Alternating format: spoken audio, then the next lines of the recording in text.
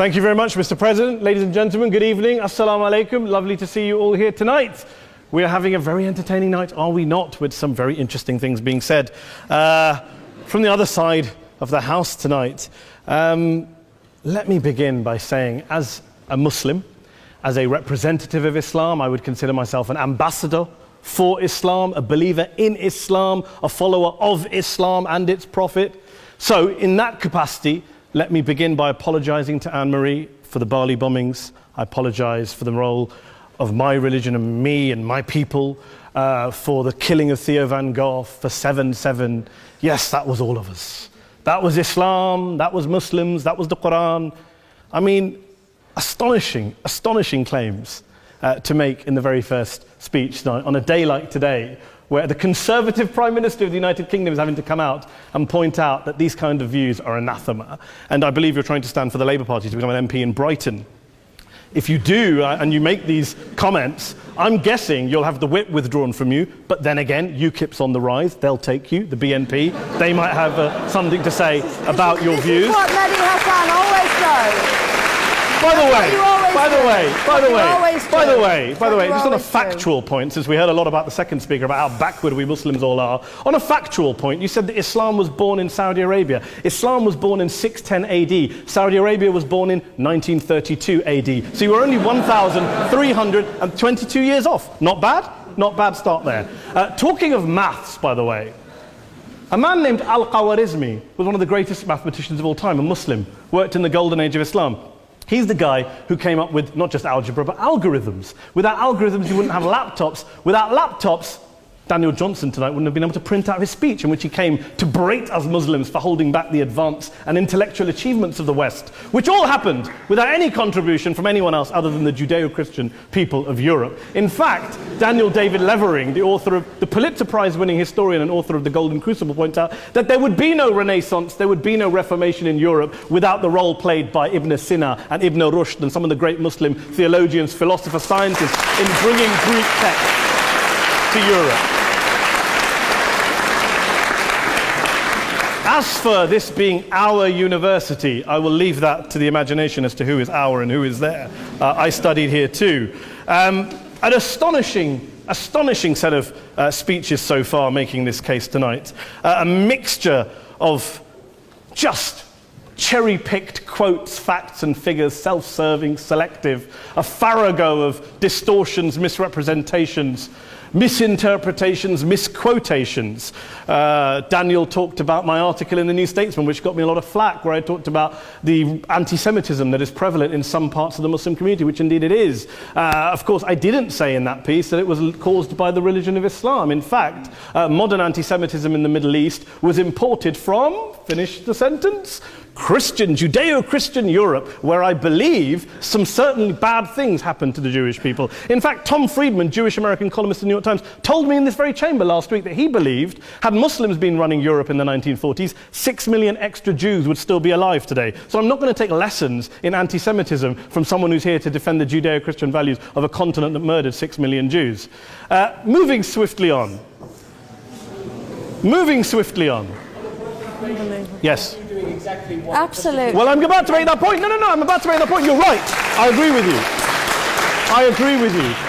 you 110%. That is my point. I don't think Europe is evil or bad. I'm a very proud European. I don't want to judge Europe on that basis, but if we're going to play this gutter game where we pull out the Bali bombing and we pull out examples of anti-Semitism in the Islamic community, then of course I'm going to come back and say, well, hold on. I mean, look, let's be very clear. Daniel here was a last-minute replacement for Douglas Murray, who had to pull out. And Douglas and I have a well-documented differences, but to be fair to Douglas, as to be fair to Anne-Marie and to Peter, atheists.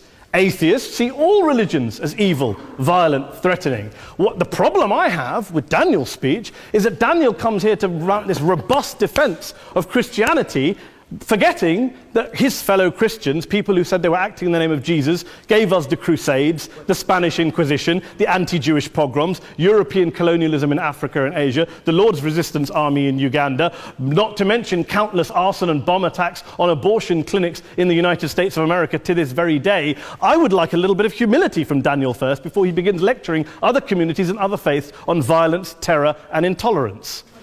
But, no thank you. Some water. But I would say this, to address the gentleman's very valid point here, I'm not going to play that game. I don't actually believe that Christianity is a religion of violence and hate because of what the LRA does in Uganda or what Crusaders did to Jews and Muslims in Jerusalem when they took back the city in the 12th or 13th or whatever century it was.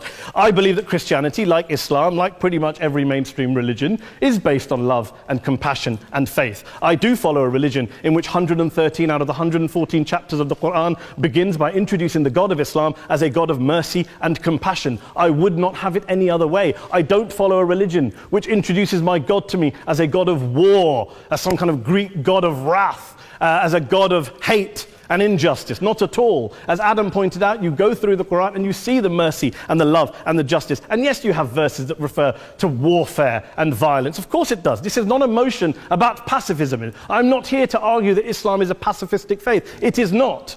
Islam allows military action, violence in certain limited contexts. And yes, a minority of Muslims do take it out of that context. But is it religious? We talked about Woolwich. Daniel and Anne-Marie have suggested that it's definitely religion that's behind all of this. Well, actually, what I find so amusing tonight is we're having a debate about Islam. And the opposition tonight have come forward. We have a graduate in law, a graduate in modern history, a graduate in chemistry.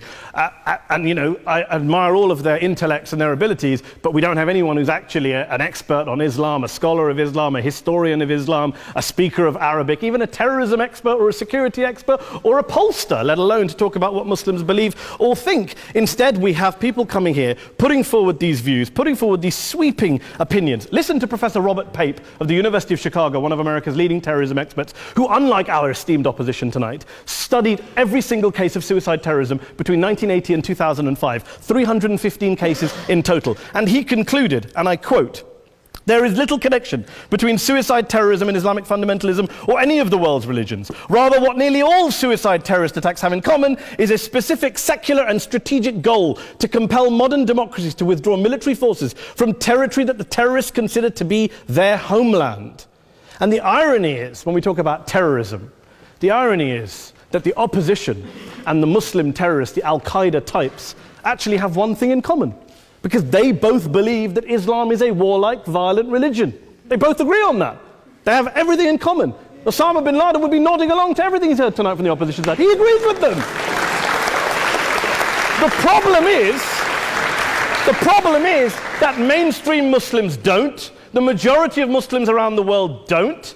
In fact, a gentleman here started quoting all sorts of polls. Gallup carried out the biggest poll of Muslims around the world, of 50,000 Muslims in 35 countries. 93% of Muslims rejected 9/11 and suicide attacks. And of the 7% who didn't, they all, when polled and focus grouped, cited political reasons for their support for violence, not religious reasons.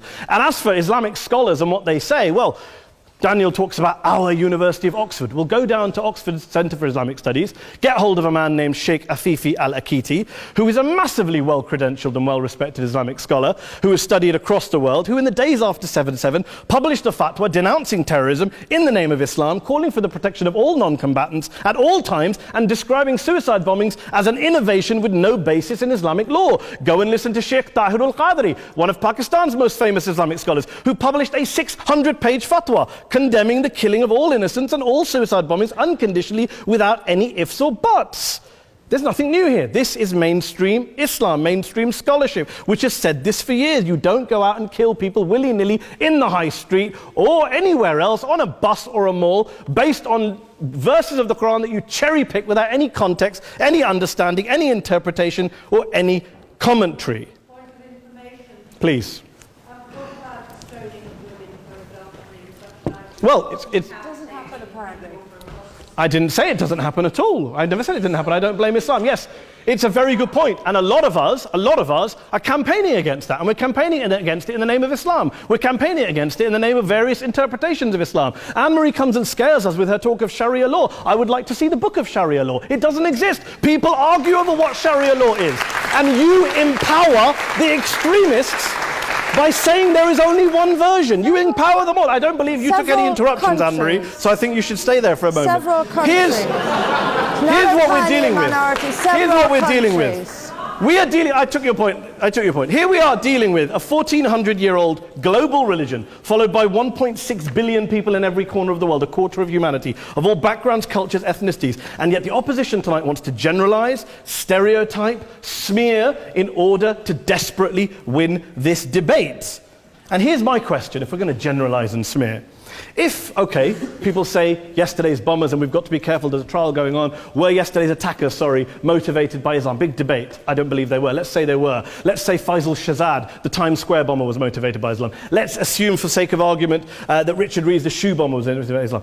If Islam is responsible for these killings, if Islam is what is motivating these people, and Islam is therefore not a religion of peace, a religion of war, then ask yourself this question: why aren't the rest of us doing it? Why is it such a tiny minority of Muslims are interpreting their religion in the way that the opposition claim they are? Let's assume there are 16,000 suicide bombers in the world. There aren't. Let's assume there are for the sake of argument. That's 0.001% of the Muslim population globally. What about the other 99.99% of Muslims who the opposition tonight either ignore or smear? The reality is that the rest of us aren't blowing ourselves up tonight. The reality is that the opposition came here tonight not worried about the fact that me and Adam might pull open our jackets and blow ourselves up tonight because we're followers of a warlike warrior religion which wants to take over Europe and Daniel's university. The issue is this.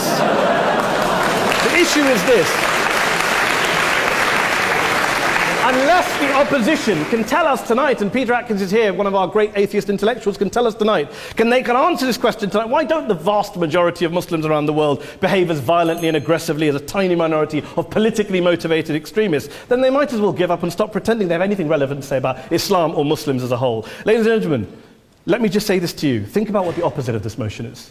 If you vote no tonight, think about what you're saying the opposite motion is. That Islam isn't a religion of peace, it's a religion of war, of violence, of terror, of aggression. That the people who follow Islam, me, my wife, my retired parents, my 6-year-old child, that 1.8 million of your fellow British residents and citizens, that 1.6 billion people across the world, your fellow human beings, are all followers, promoters, believers in a religion of violence. Do you really think that? Do you really believe that to be the case? They say that in the Oxford Union, the most famous debate was in 1933 when Adolf Hitler looked out for the result of the King and Country motion, where they voted against fighting for King and Country, and Hitler was listening out for the result. Well, tonight, 80 years on, there are two groups of people around the world who I would argue are waiting for the result of tonight's vote. There are the millions of peaceful, non-violent, law-abiding Muslims both in the UK, Europe, Asia, Africa and beyond, who see Islam as the source of their identity, as a source of spiritual fulfillment, of hope, of solace.